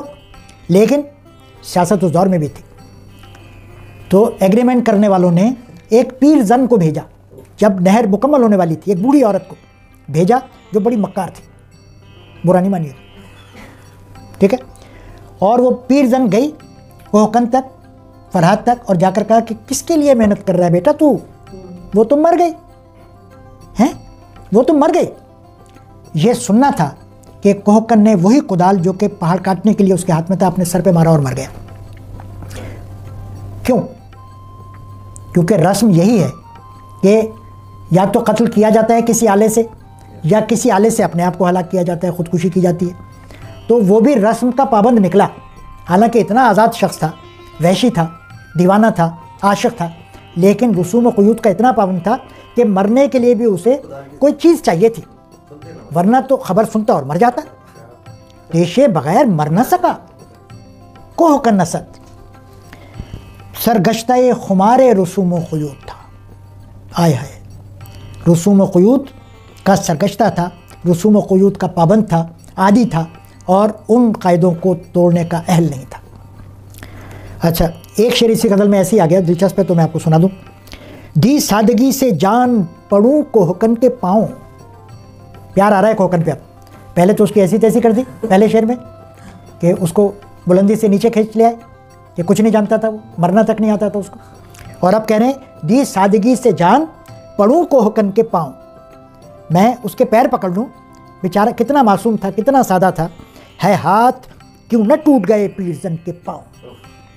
اب اس میں پاؤں اور ہاتھ، مگر یہ ہاتھ نہیں ہے ہاتھ، افسوس ہے ہاتھ کیوں نہ ٹوٹ گئے پیرزن کے پاؤں، اس بڑھیا کے پاؤں کیوں نہیں ٹوٹ گئے، اگر پاؤں ٹوٹ گئے ہوتے تو وہ محل سے وہاں تک پہنچ نہ سکتی تھی۔ جی، ہے ہاتھ کیوں نہ ٹوٹ گئے پیرزن کے پاؤں۔ آرزو تمنا غالب کا خاص موضوع، ماتم یک شہر آرزو، غالب کون، غالب کی آرزویں کتنی بڑی۔ ایک شعر آپ کو حفظ ہو گیا، ہے کہاں تمنا کا دوسرا قدم، اب میں ہوں اور ماتم یک شہر آرزو، اب میں ہوں اور ماتم یک شہر آرزو، توڑا جو تو نے آئینہ تمثال دار تھا۔ غالب کے اکثر اشعار میں مسئلہ یہ ہے کہ ایک تو ہمارے ہاں لفظ و معنی سے کچھ دوری پیدا ہو گئی، اور کچھ غالب کو بھی شوق تھا، وہ کیا ہے کچھ شہر دے لوگ کوئی ظالم سن کچھ سنو مرندہ شوق بھی سی، تو ایک تو غالب مشکل پسند اور ادھر ہم سہل پسند، تو دونوں طرف آگ برابر لگی ہوئی، مگر آگ مختلف قسم کی ہے۔ تو اب میں ہوں اور ماتم یک شہر آرزو، آرزو کا شہر تو آسان ہے، توڑا جو تو نے آئینہ، اب آئینہ بھی آپ پہنچ گئے ہوں گے جہاں میں پہنچانا چاہ رہا ہوں، دل، توڑا جو تو نے آئینہ تمثال دار تھا، تمثال دار وہ آئینہ جس میں تصویر ہو، تمثال دار کو تصویر دار کر لیں آپ، تصویر رکھنے والا، جس آئینے میں میں تیری تصویر دیکھتا تھا۔ اب تیری لفظ کو بھی آپ جتنا چاہیں پھیلا لیں، صحیح ہے، میں دیکھوں گا تو وقار احمد وقار کی تصویر دیکھوں گا، وقار احمد وقار دیکھیں گے تو کس کی تصویر دیکھیں گے، کہہ دیں میرا دل رکھنے کو کہہ دیں جی۔ تو میں ایک تصویر دیکھتا تھا اس میں، لیکن ظالم نے وہ آئینہ توڑ دیا۔ اب توڑنے کا نتیجہ یہ ہوا کہ جتنے ٹکڑے اتنی ہی تصویریں، ٹھیک ہے، یعنی اس آئینے میں وہ آرزو تھی، مجسم ہو گئی تھی جو کہ ہمارے دل میں رہتی، وہ مجسم ہوتی تھی اور ہمیں نظر آتی تھی اس کی شکل، اس کی تصویر۔ لیکن جب آئینہ کرچی کرچی ہوا، ٹوٹا، تو ایک شہر آرزو بس گیا۔ شہر میں بہت لوگ ہوتے ہیں، بہت تصویریں ہوتی ہیں، ایک شخص نہیں ہوتا۔ اب میں ہوں، اب جب لفظ اب استعمال ہوا تو خامخواہ نہیں ہوا، یعنی کچھ تقابل ہے کہ پہلے کیا تھا اور اب کیا ہے۔ تو اب یہ صورتحال ہے، اب میں ہوں اور ماتم یک شہر آرزو، ماتم دار ہوں میں، ایک پورے شہر کا، آرزوؤں کا شہر میں نے بسا رکھا تھا، آئینہ ایک تھا، تصویر ایک تھی، ٹھیک ہے، لیکن جب دل ٹوٹا، دل توڑنے والا کون ہے، الگ بحث ہے، کسی سبب سے ٹوٹا تو ہزاروں لاکھوں تصویریں بن گئیں. توڑا جو تو نے آئینہ تمثال دا، تو ظالم تو نے ایک ایسا دل توڑ دیا کہ جس میں آرزویں بسی ہوئی تھی، آرزوؤں کا شہر آباد تھا. اور غالب کون؟ جو تعمیر چاہتا ہے، لیکن ہماری سوچ سے بالا وہ یہ بھی جانتا ہے کہ ہر تعمیر کے ساتھ تخریب بھی موجود ہوتی ہے. تعمیر کے ساتھ تخریب چھپی ہوئی، لازم و ملزوم ہے دونوں. دکھاؤں گا تماشا دی اگر فرصت زمانے نے، دکھاؤں گا تماشا دی اگر فرصت زمانے نے. میری تعمیر میں، معافی چاہتا ہوں، میری تعمیر میں مضمر ہے ایک صورت خرابی کی. میری تعمیر میں چھپی ہوئی ہے، مضمر ہے ایک صورت خرابی کی. ہیولا برق خرمن کا ہے خون گرم دہقاں کا.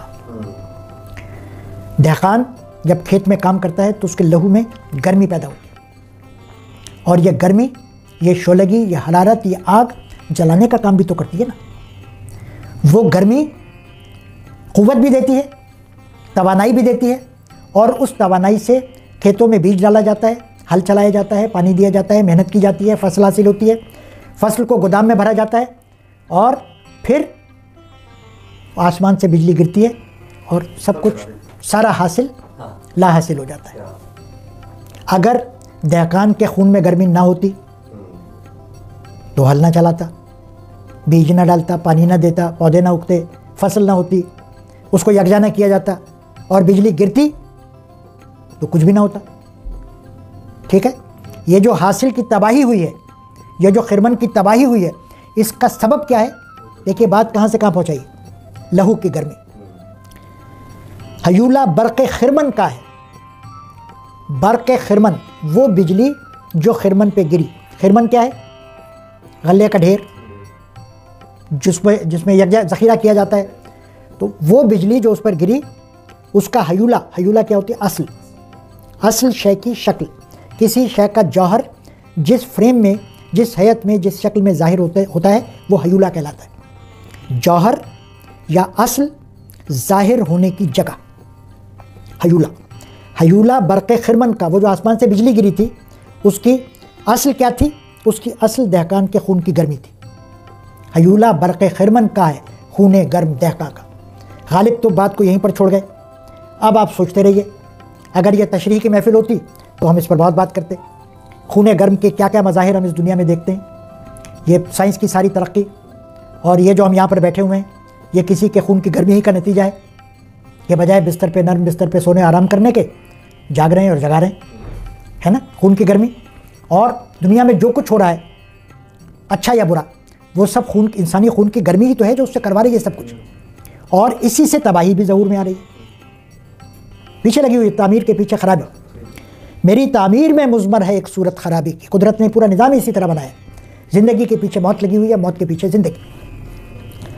اچھا، غالب تماشا دیکھنے کے بھی شوقین ہیں اور تماشا پیدا کرنے کے بھی شوقین ہیں. تماشا گر بھی ہیں. دکھاؤں گا تماشا دی اگر فرصت زمانے نے. یہ ظالم زمانہ فرصت نہیں دے رہی ہے بھائی. دکھاؤں گا تماشا دی اگر فرصت زمانے نے. میرا ہر داغ دل ایک تخم ہے سروے چراغاں کا. میرا ہر داغ دل پر نہ جانے کتنے داغ ہیں. یہ اس میں وضاحت نہیں کی کہ 100 داغ ہیں یا 1000 ہیں یا 1 ہے.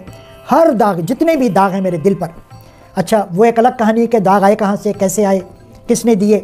بہرحال میرا دل داغدار ہے، اور ہر داغ ایک تخم ہے، ایک بیج ہے، اور ہر بیج کسی خاص پودے کا ہوتا ہے.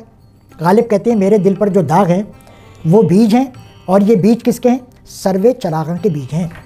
یہ اس درخت کے بیج ہیں. آپ کے ذہن میں کرسمس ٹری آ رہا ہوگا، وہ بھی ہو سکتا ہے. لیکن پرانے وقتوں میں دھات یا لکڑی کا درخت نما جھاڑ بنائے جاتے تھے. درخت نما ایک بنایا جاتا تھا شو پیس، جس پر چراغ رکھنے کی جگہ ہوتی تھی، چراغ جلتے تھے. تو کہتے ہیں کہ میرا دل داغوں سے بھرا ہوا ہے، اور ہر داغ ایک بیج کی طرح ہے. اور بیج کی خصوصیت کیا ہوتی ہے کہ اس میں قوت نمو ہوتی ہے. بیج ایک نہیں رہتا. بیج کی خصلت، بیج کی فطرت اور جبلت میں ایک رہنا ہے ہی نہیں. بیج میں کثرت پیدا کرنے کی، افزائش کی صلاحیت ہوتی ہے.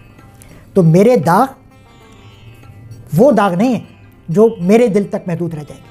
میرے داغ وہ ہیں جو افزائش اور نمو کی خصوصیت رکھتے ہیں. اور جب میرے ہر داغ سے درخت پھوٹے گا, پودا نکلے گا, تو کتنے درخت ہو جائیں گے اور کتنے داغ ہو جائیں گے. اچھا, یہ سروے چراغاں یا چراغ کا لفظ جو اس میں آیا ہے وہ داغ کی رعایت سے, داغ بھی جلتا ہے اور چراغ بھی جلتا ہے. صحیح. دکھاؤں گا تماشا دی اگر فرصت زمانے نے, میرا ہر داغ دل ایک تخم ہے سروے چراغاں کا. ابھی تو یہ سارے داغ, یہ سارے بیج میں نے سنبھال کے رکھے ہوئے. ہاں اگر فرصت ملی تو ان کا تماشا دکھاؤں گا. کس کو دکھاؤں گا تماشا؟ زمانے کو, آنے والی نسلوں کو. اور تماشا گاہ کون سی ہوگی؟ یہ بیج غالب بوئیں گے کہاں پر, کس زمین میں؟ امیر درد نے تو کہا تھا, میں کہتا ہوں کہ غالب زمین شعر میں یہ تخم بو گیا. یہ جو ہم غالب کے شعر پڑھ رہے ہیں یہ وہی داغ ہیں, یہ وہی بیج ہیں جو اشعار کے درختوں کی صورت میں, غزلوں کے پیڑوں کی صورت میں ہمارے سامنے. تو فرصت, جی ہم بھی کہتے ہیں نا فرصت ملی تو غزل کہیں گے. مصرع تو آپ نے دے دیا لیکن فرصت نہیں مل رہی. تو غالب بھی کہتے ہیں کہ فرصت ملے گی تو تماشا دکھاؤں گا. تو ہم غالب کے ہر شعر کو ایک سروے چراغاں سمجھیں, ہم غالب کی ہر غزل کو ایک سروے چراغاں سمجھیں. غالب کون؟ کیوں پوچھ رہے ہیں آپ یہ بار بار؟ آپ مجھے پریشان کرتے ہیں تو میں غالب سے پوچھتا ہوں. کیوں جناب پوچھ رہے ہیں مجھ سے؟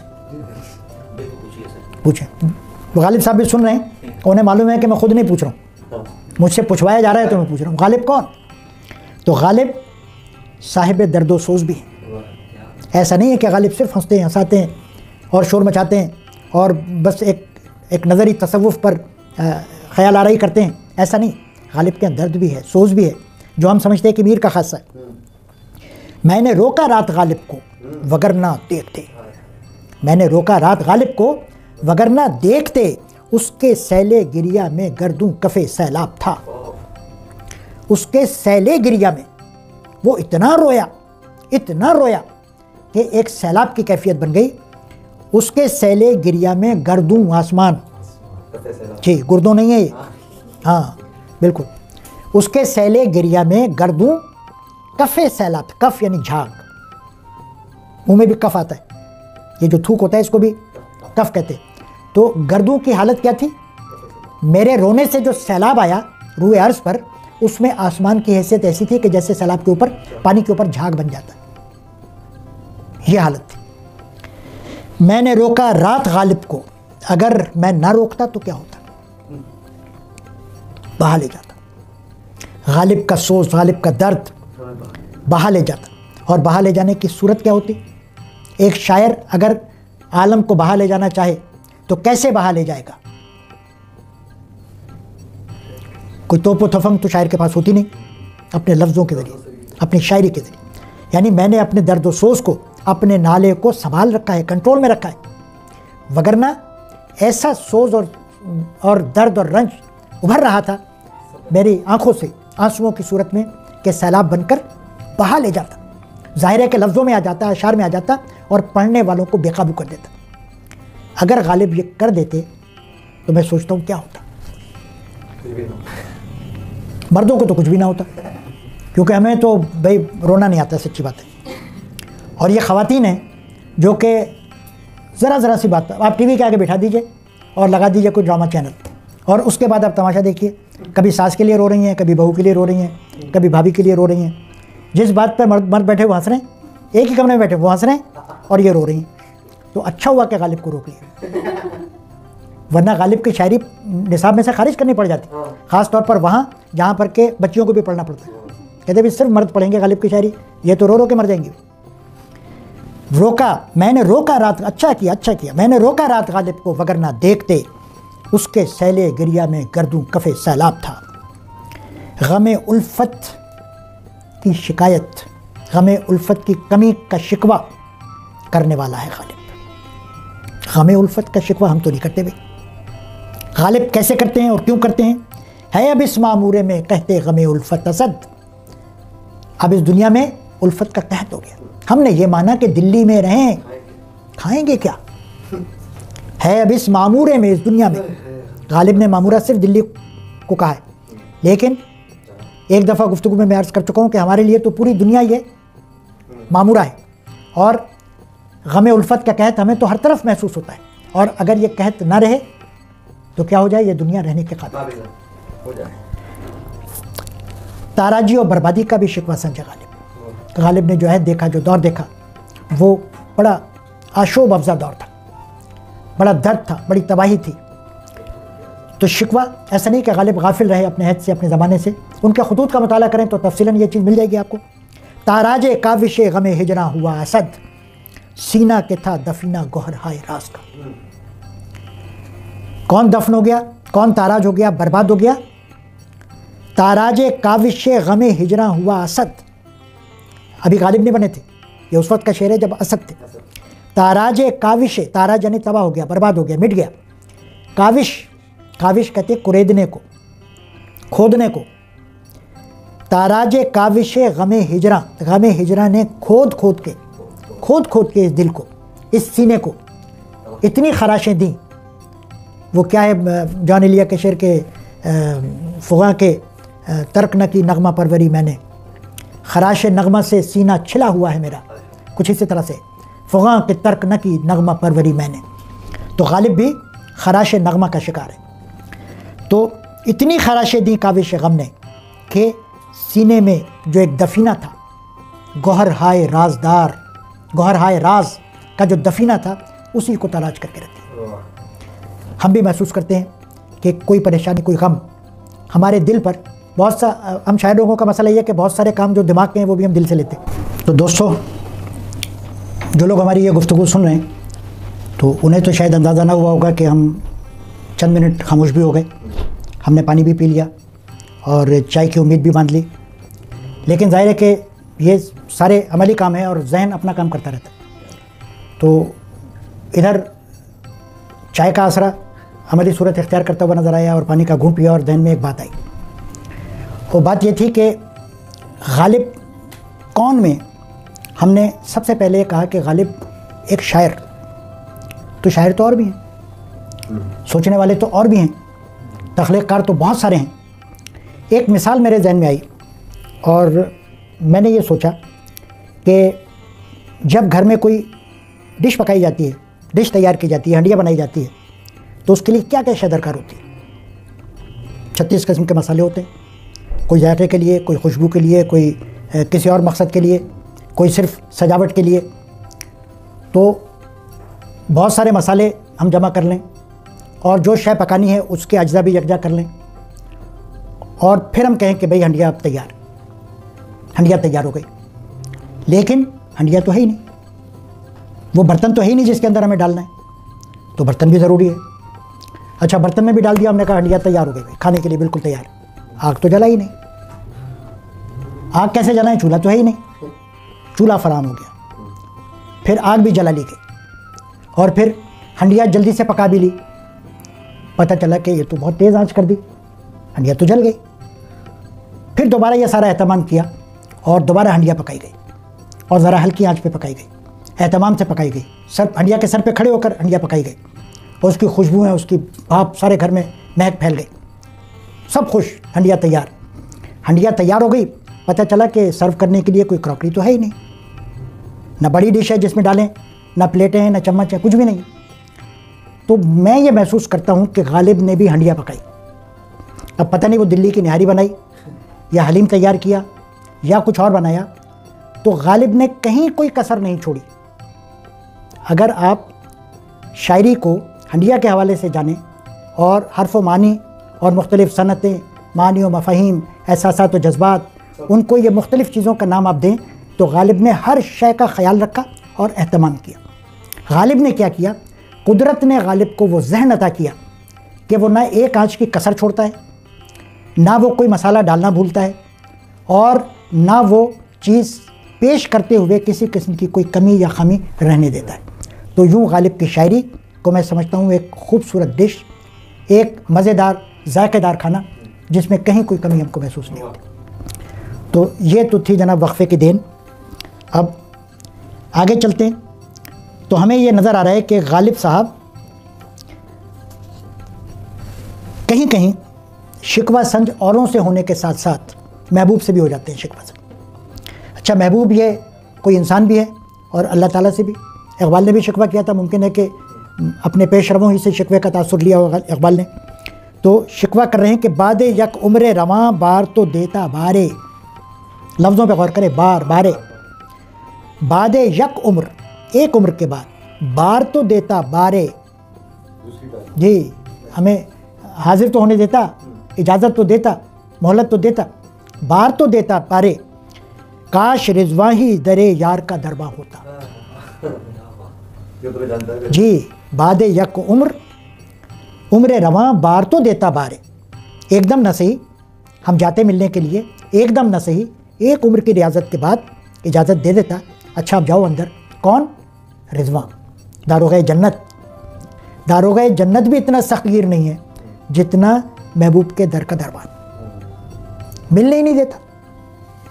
ٹھیک ہے, اچھا زیادہ گفتگو کا وقت نہیں ہے نا ہمارے پاس, تو ہر شعر کے مختلف پہلو نکل رہے ہیں. اب یہ ملنا صرف دو افراد کا ملنا نہیں ہے, یہ ملنا تصورات و خیالات کا ملنا بھی ہے, یہ ملنا ہم آہنگی بھی ہے, یہ ملنا دو حقیقتوں کا ملاپ بھی ہے. تو ملنے کے بہت سارے مفاہیم ہیں. اور یہ دربان کون ہے؟ ہر سچویشن میں دربان بدل جائے گا. جو رکاوٹ ڈالتا ہے, جس سے اجازت لینی پڑتی ہے, جو راہ میں حائل ہو جاتا ہے, وہ کریکٹر تبدیل ہو جائے گا. مر گیا پھوڑ کے سر غالب وحشی ہے. مر گیا پھوڑ کے سر غالب وحشی ہے. بیٹھنا اس کا وہ آ کر تیری دیوار کے پاس. بیٹھنا اس کا وہ آ کر تیری دیوار کے پاس. دونوں مصروں میں کیا تعلق؟ مر گیا پھوڑ کے سر غالب وحشی. اخبار میں خبر ہے, سرخی لگی ہوئی ہے, غالب مر گیا. بریکنگ نیوز, کیسے مر گیا؟ پھوڑ کے سر. مگر یہ تو خبر ہے. یہ آ گیا تاثر. خبر میں تاثر نہیں ہوتا ہے, خبر بالکل روکھی پھیکی ہوتی ہے. اس میں اس قسم کے انشائیہ الفاظ, کیا کہنے, واہ واہ, آہ, اوہ, اف, یہ تاثر پیدا کر دیتے. اور تاثر جب پیدا ہوتا ہے تو کیفیت آ جاتی ہے. مر گیا پھوڑ کے سر غالب وحشی ہے. ہائے. بیٹھنا, اس کے بعد پھر یاد کر رہے ہیں, بیٹھنا اس کا وہ آ کر تیری دیوار کے پاس. دوسرا مصرع خبر نہیں, ایک یاد ہے کہ وہ آتا تھا, بیٹھتا تھا, اور بیٹھا نہیں رہتا تھا, چلا جاتا تھا. کیونکہ جی وہ جو بیٹھنا اور پھر اٹھ کے چلے جانا, اس میں ایک کیفیت ہے. وہ کیفیت اضطراب کی ہے کہ کچھ دیر کے لیے مایوسی ہوتی, جاتا ہے, پھر پلٹ کے آتا ہے, اور یہ عمل جاری رہتا ہے. اور جس انداز میں وہ آ کر بیٹھتا تھا, وہ انداز آج ہمیں یاد آ رہا ہے. اور دیکھنے والوں کو اندازہ تھا, وہ یہ محسوس کرتے تھے کہ یہ کسی دن سر پھوڑ کے ہی مرے گا, جان دے گا تو اسی دہلیز پہ جان دے گا. بیٹھنا اس کا وہ آ کر تیری دیوار کے پاس. اور دہنے شیر میں جا بیٹھیے لیکن اے دل. دہنے شیر میں جا بیٹھیے لیکن اے دل, نہ کھڑے ہو جیے خوبان دل آزار کے پاس. تجربہ بول رہا ہے غالب. غالب کون؟ معاملات عشق کا تجربہ کار غالب. جانتا ہے, شکوہ بھی کرتا ہے, شکایت بھی کرتا ہے, اور ان معاملات کو سمجھتا بھی ہے کہ شیر کے منہ میں جا کر بیٹھ جاؤ, لیکن کسی ظالم, جفا جو, خفا ہونے والے محبوب کے سامنے نہ کھڑے ہو جانے. کھڑے بھی نہ ہو جاتے, بیٹھنا تو دور کی بات ہے. نہ کھڑے ہو جیے خوبان دل آزار کے پاس. تماشا کر اے محو آئینہ داری. تماشا کر اے محو آئینہ داری. اے آئینہ دیکھنے میں محو شخص, دیکھ, تماشا کر. تماشا تو وہ کر رہا ہے, لیکن وہ کس کا تماشا کر رہا ہے؟ وہ اپنا ہی تماشا کر رہا ہے. آئینے میں وہ اپنی شکل دیکھ رہا ہے, اور غالب اسے متوجہ کر رہے ہیں اپنی طرف. تماشا کر اے محو آئینہ داری, تجھے کس تمنا سے ہم دیکھتے ہیں. تجھے کس تمنا سے ہم دیکھتے ہیں. ادھر نہ دیکھ, ادھر دیکھ ہے جوان عزیز, ادھر نہ دیکھ. اگر اللہ سے کہہ رہا ہو یہ شاعر تو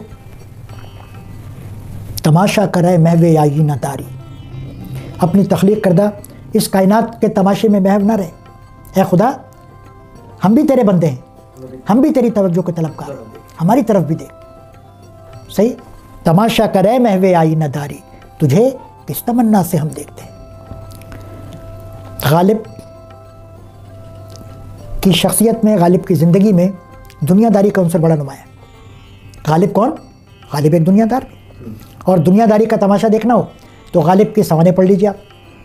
پینشن کے حوالے سے کس کس طریقے سے وہ کوشش کرتے رہے, اور رؤسا کو, عمرا کو راضی کرنے کے لیے قصائد ان کے دیکھ لیجیے, سب دنیا داری کے مظاہر ہیں. اور یہ ان کی مجبوری تھی, کیونکہ غالب فرشتے نہیں تھے, انسان تھے, اور انسان کے ساتھ ضروریات موجود ہیں. تو فکر دنیا میں سر کھپاتا ہوں, لیکن اندر سے کیا سوچنے تھے؟ تو دنیا دار, قرض کی پیتے تھے, قرض کی پیتے تھے میں, اور یہ سمجھتے تھے کہ ہاں رنگ لائے گی ہماری فاقہ مستی ایک دن. وہ سب کچھ اپنی جگہ, لیکن اندر کیا موجود تھا, اندر سے کیا آواز اٹھتی تھی؟ فکر دنیا میں سر کھپاتا ہوں میں کہاں اور یہ وبال کہاں. یہ ستم ظریفی حالات کی کہ مجھے ان چکروں میں باندھ دیا, ان چیزوں میں مبتلا کر دیا, دنیا داری کے کاموں میں, حالانکہ یہ تو میرے لیے وبال ہے. میں کہاں اور یہ وبال کہاں. اچھا, دنیا داری ایک طرف, لیکن ایک جگہ غالب ہمیں سخت مردم بیدار بھی معلوم ہوتے ہیں. یہ غالب صاحب کی اجازت سے کہہ رہا ہوں, صحیح بلا رکھا ہے نا ہم نے, تو ان کی اجازت سے میں آپ کو بتا رہا ہوں کہ بعض جگہ غالب ہمیں مردم بیدار بھی معلوم ہوتے ہیں. جیسے اس دنیا سے وبال تو کہی دیا انہوں نے, وہ مشہور اشعار ہیں 3 شعر. رہی ہے اب ایسی جگہ چل کر جہاں کوئی نہ ہو, ہم سخن کوئی نہ ہو اور ہم زباں کوئی نہ ہو, بے در و دیوار سا ایک گھر بنایا چاہیے, کوئی ہمسایہ نہ ہو اور پاسباں کوئی نہ ہو, پڑیے گر بیمار تو کوئی نہ ہو تیماردار, اور اگر مر جائیے تو ناحقاں کوئی نہ ہو, اور اگر مر جائیے تو غالب کون؟ یہ بھی غالب ہے جو ایسے تنہائی پسند ہے. اقبال کے یہاں بھی ایک نظم ایسی ملتی ہے, ایک آرزو, جی, دنیا کی شورشوں سے گھبرا گیا ہوں یار, وہ مشہور نظم ہے اقبال کی. اچھا, یہ والا موڈ جو ایک بالکل سادہ انداز میں 3 اشعار میں وارد ہوا ہے, ابھی میں نے 3 شعر جو آپ کو سنائے, لیکن غالب کی ایک اور مارکہ آرا غزل ہے, مجھے اسی موڈ کی جھلک کچھ اس غزل میں بھی دکھائی دیتی. ایک حزن اور ایک ملال اور بیزاری اور دنیا سے لا تعلقی کی کیفیت.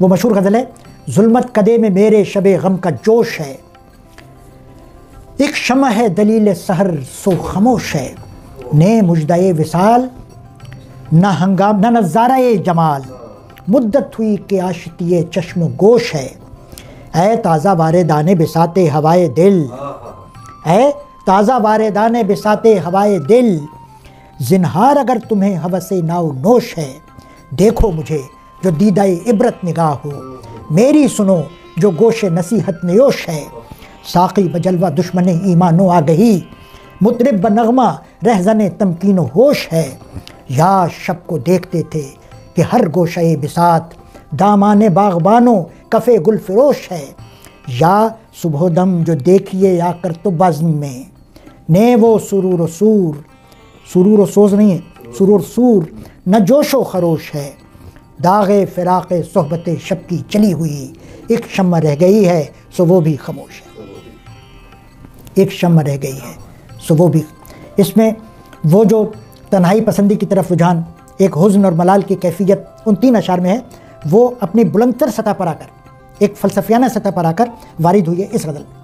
یہ میری پسندیدہ غزلوں میں سے ہے غالب کی یہ غزل. اچھا, بہت کچھ ہے اس میں, بہت کچھ ہے اس میں.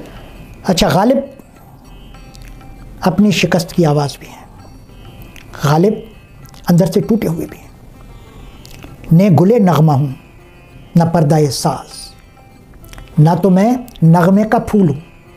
ہمارے یہاں بعض لوگ اعتراض کرنے لگ جاتے ہیں کہ صاحب یہ آواز کی آنکھیں, آپ شاید لوگ کیا کر دیتے ہیں کہ آواز کی آنکھیں کہاں سے ہوتی ہیں, اور سماعت کے کان کہاں سے ہوتے ہیں, اور تصویر دیکھتی کب ہے, اور نغمہ سنتا کب ہے, یعنی عجیب و غریب تصورات شاعر استعمال کر لیتے ہیں. لیکن یہ ساری چیزیں ایبسٹریکٹ ہوتی ہیں, ان کو سمجھنے کے لیے ایک اور ہی طرح کی سمجھ درکار ہے. نے گلے نغمہ ہوں, نہ تو میں نغمے کا پھول ہوں, نہ پردہ ساز, میں ہوں اپنی شکست کی آواز. جب کوئی چیز ٹوٹتی ہے تو چھناکا ہوتا ہے, آواز ہوتی ہے نا. نہ تو میں گلے نغمہ ہوں, گلے نغمہ کہاں ہوتا ہے؟ محفل میں. ساز کہاں ہوتا ہے؟ محفل میں. محفل میں ساز کی آواز بھی ہوتی ہے اور گل پاشی کی آواز بھی ہوتی ہے. تو گل پاشی کا نغمہ ہوں, پھول برسنے کی آواز ہوں, اور نہ میں ساز کے پھوٹنے کی آواز ہوں, بلکہ میں کیا ہوں؟ میں ہوں اپنی شکست کی آواز. میرے ٹوٹنے سے, میرا دل ٹوٹنے سے، میری شخصیت ٹوٹنے سے جو آواز پیدا ہوئی ہے وہ ہے میری حقیقت۔ مزمحل ہو گئے قوا غالب، مزمحل بھی ہوتا ہے غالب، صرف اہل نشاط میں نہیں ہے غالب، خوش ہونے والوں میں سے نہیں ہے، شوق و شنگ نہیں ہے، مزمحل بھی ہوتا ہے۔ مزمحل ہو گئے قوا غالب، ساری قوتیں مزمحل ہو گئیں، کمزور پڑ گئیں، اب عناصر میں اعتدال کہاں؟ مزمحل ہو گئے قوا غالب، اب عناصر میں اعتدال کہاں؟ عناصر معتدل ہوں، توازن ہو ان میں تو شے قائم رہتی ہے، ورنہ ٹوٹ پھوٹ کا صرف انسان نہیں، کوئی بھی چیز جب تک اس کے اندر، اب تو سائنس نے بہت ترقی کر لی ہے اور شے کی ماہیت کو ہم جان گئے ہیں، اس کے اندر موجود ایٹمز کو شناخت کر لیا ہے، اور اس کے اندر جو مالیکیولز ہیں وہ ان کی کیا ترتیب ہے اور کیا ریشو ہے وہ سب ہم جانتے ہیں۔ اگر وہ بے ترتیب ہو جائے تو وہ شے اپنی حقیقت کھو دے گی۔ تو میں مزمحل ہو گیا، اضمحلال اور کمزوری اور زوال کی صورت پیدا ہو گئی، اب عناصر میں اعتدال نہیں رہا۔ تو یہ غالب وہ ہے جو اضمحلال کو بھی جانتا ہے، جو صرف خوشی اور سرمستی کو نہیں جانتا بلکہ زندگی کے مختلف رخ جس کے سامنے۔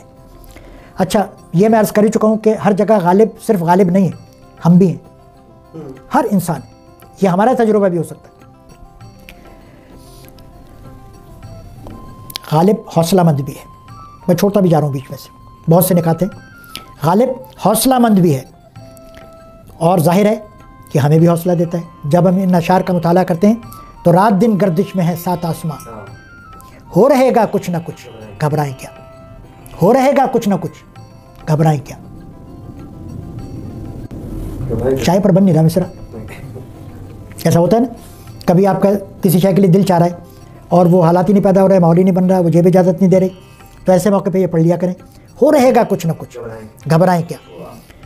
رات دن گردش میں ہے سات آسمان، سات آسمان گردش میں ہے، اور گردش کا کام کیا ہے؟ گھما کے رکھنا، سکون نہ لینے دینا۔ تو ایسے میں گھبرانے کی ضرورت نہیں، بلکہ یقین رکھنا چاہیے، صبر کرنا چاہیے، انتظار کرنا چاہیے۔ موج خون سر سے گزر ہی کیوں نہ جائے، آستانے یار سے اٹھ جائیں کیا۔ یہ حوصلہ مندی، گردش سے گھبرانا نہیں ہے، اور گھبرا کے اپنی جگہ نہیں چھوڑنی ہے، اپنے مقصد سے روگردانی نہیں کرنی ہے۔ آستانے یار سے اٹھ جائیں کیا، اس شعر پر بھی ایک دفعہ بات ہو چکی ہے اور تفصیلی بات ہو چکی ہے کہ آستانے یار صرف آستانے یار نہیں، بہت کچھ ہے۔ اچھا، غالب کو حالی نے حیوان ظریف بھی کہا ہے، اور واقعی ہمیں ایک شرارتی غالب بھی نظر آتا ہے، شوق و شنگ ہے، چٹکیاں لیتا ہے اور دھول تپا بھی کرتا ہے، اور بہت کچھ ہے۔ تو بہت زیادہ مثالیں دینے کی ضرورت نہیں ہے، ایک غزل کے دو چار شعر آپ کے سامنے قرات کرتا ہوں کہ غنچۂ ناشگفتہ کو دور سے مت دکھا کے یوں، بوسے کو پوچھتا ہوں میں منہ سے مجھے بتا کے یوں، رات کے وقت میں پیے ساتھ رقیب کو لیے، آئے وہ یا خدا کرے پر نہ کرے خدا کے یوں، آئے وہ یا خدا کرے پر نہ کرے خدا کہ یوں، میں نے کہا کہ بزم ناز چاہیے غیر سے تہی، میں نے کہا کہ غیر کو یا نہیں ہونا چاہیے، میرے دشمن کو نہیں ہونا چاہیے، اس کو نکال دیں آپ یہاں سے۔ میں نے کہا کہ بزم ناز چاہیے غیر سے تہی، سن کے ستم ظریف نے مجھ کو اٹھا دیا کہ یوں، ایسے تمہارے دشمن کو ایسے اٹھائیں، پہلے تو تم اٹھو، سن کے ستم ظریف نے یوں۔ غالب کو حیوان، غالب کون ہے؟ غالب حیوان ظریف بھی ہے۔ اچھا، غالب وہ وارفتہ مزاج غالب ہے، غالب وہ آشفتہ مزاج غالب ہے، وہ بندگی اسلوب غالب ہے، فرما بردار، سر جھکانے والا، محبوب کا وفادار، کہ جو کسی صورت میں کسی آزمائش میں پیچھے ہٹنے والا نہیں۔ اسد بسمل ہے کس انداز کا قاتل سے کہتا ہے، اسد بسمل ہے کس انداز کا قاتل سے، جو زخمی ہونے والے ہیں وہ بھی مختلف طرح کے ہوتے ہیں۔ ہر آدمی پر کوئی شے جب عمل کرتی ہے تو اس کا رد عمل اس عمل کے برابر تو ہوتا ہی ہے، لیکن شخصیت کے حوالے سے بھی مختلف ہوتا ہے۔ تو ایک کام ہے قتل کرنا، زخم دینا، یہ کام ہے محبوب کا، عاشق کا کام ہے قتل ہونا، زخم کھانا۔ اب اس پہ رد عمل دیکھیے، اسد بسمل ہے کس انداز کا قاتل سے کہتا ہے تو مشق ناز کر، خون دو عالم میری گردن پر۔ ہاں، خنجر چلا، مجھے قتل کر، میرے دشمن کو قتل کر، اپنے ہر جاننے والے کو قتل کر، ایک عالم کو ہلاک کر دے اور رپٹ میرے خلاف لکھوا دے، تھانے میں جا کے نام کس کا لکھوا دے؟ میرا۔ یعنی جو سب سے پہلے قتل ہو رہا ہے وہ کہہ رہا ہے کہ تجھے چھٹی ہے، اجازت ہے، تو مشق ناز کر، اپنی مشق ستم جاری رکھ، خون بہانا جاری رکھ، اور اس بات کی پرواہ نہ کر کہ پکڑا جائے گا، سزا ہوگی، وہ سب میں بھگت لوں گا۔ وہ کیا ہے بات؟ میں ہوں نا، ہاں، تو بس یہ غالب کے زمانے سے چل رہا ہے، میں ہوں نا، تو مشق ناز کر، خون دو عالم میری گردن پر، مرنے کی اے دل اور ہی۔ اچھا یہ مضمون تو بہت شاعروں نے باندھا، یہ آزمائش وغیرہ پر پہلے بھی بات ہم کر چکے ہیں کہ جب قتل کرنے کی بات آتی ہے، قتل ہونے کا ذکر آتا ہے شاعری میں، تو اس کا مفہوم کیا ہوتا ہے، اس پر ہم بات کر چکے ہیں پہلے۔ تو مرنے کی اے دل اور ہی تدبیر کر کہ میں شایان دست و بازو قاتل نہیں رہا۔ مرنا ضروری ہے کہ جینا سخت لازم، کہ مرنا سخت لازم اور جینا کم ضروری ہے، یہ ضمیر جعفری کا مصرع یاد آ گیا۔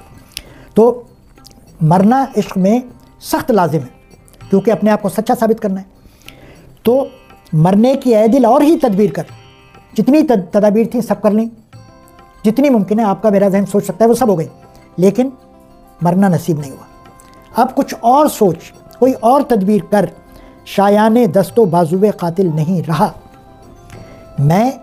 میری ایسی قسمت نہیں ہے کہ میں محبوب کے ہاتھ سے قتل ہوں، لہٰذا اب کسی اور طرح مر کے دکھانا پڑے گا۔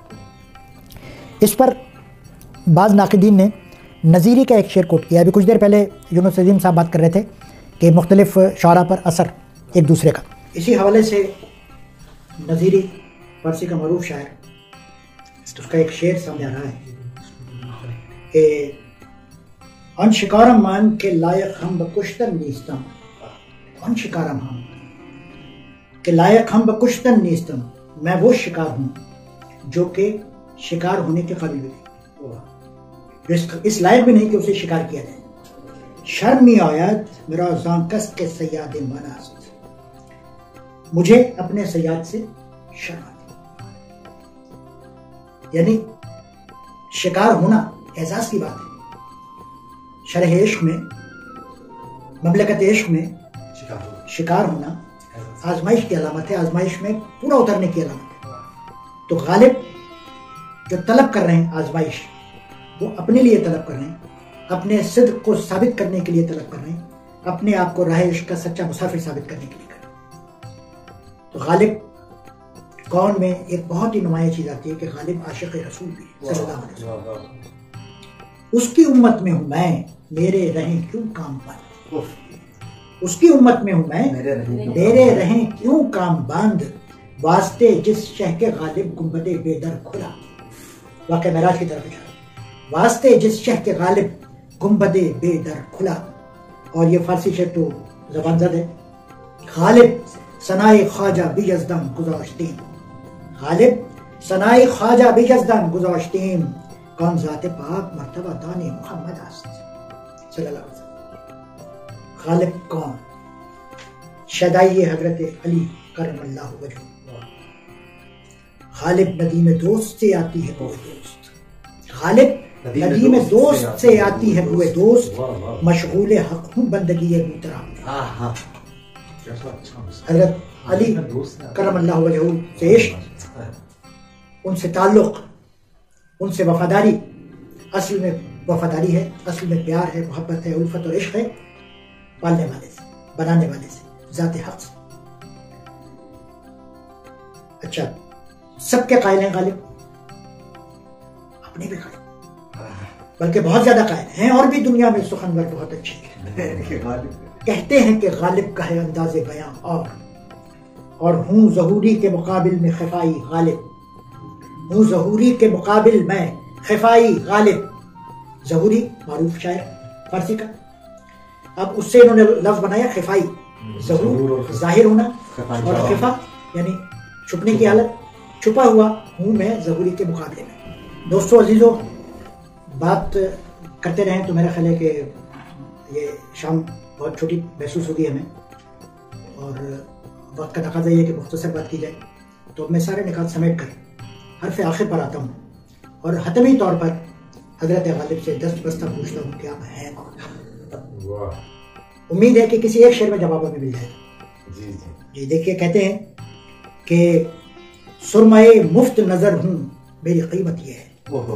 میں کون ہوں؟ سرمائے مفت نظر ہوں، وہ سرما جو مفت میں مل جائے، سرمئے مفت نظر ہوں میری قیمت یہ ہے کہ رہے چشم خریدار پہ احسان میرا. میں سرمئے مفت نظر ہوں. تو غالب کا دیوان، غالب کی شخصیت ہر عہد کو، غالب کے بعد آنے والے ہر عہد کو اور غالب کے اپنے عہد کو ایک سرمے کے طور پر ملی ہے، جس سے وہ اپنی آنکھیں روشن کر سکتا ہے، جس سے وہ اپنی بصارت کو بڑھاوا دے سکتا ہے، جس سے وہ اپنی بصیرت کو جلا عطا کر سکتا ہے. تو آئیے ہم مطالعہ غالب کو فروغ دیں، کلام غالب کو بار بار پڑھیں اور دل کشا، نظر افروز اشعار سے، خیالات سے اور جو فکر غالب کے مختلف پہلو اور نکات ہیں ان سے حظ اٹھائیں، فائدہ اٹھائیں، لطف اٹھائیں.